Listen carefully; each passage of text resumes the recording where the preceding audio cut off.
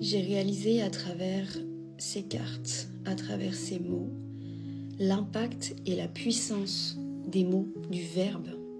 J'ai découvert le tarot des lettres hébraïques, qui est un tarot qui permet vraiment de faire un vrai travail en profondeur pour aller vers soi.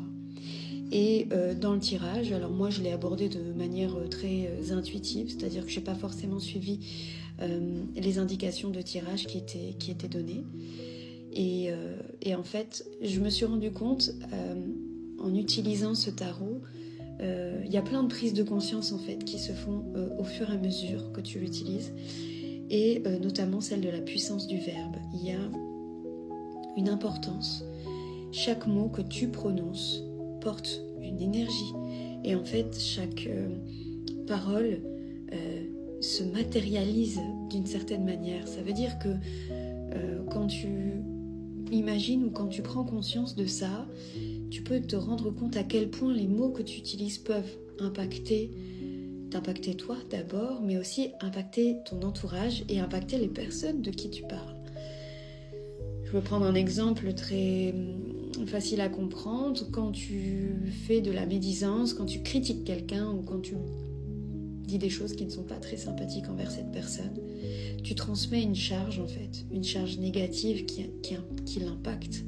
Et c'est la même chose quand quelqu'un te critique ou quand quelqu'un te jalouse, etc. Ça génère quelque chose d'un point de vue énergétique.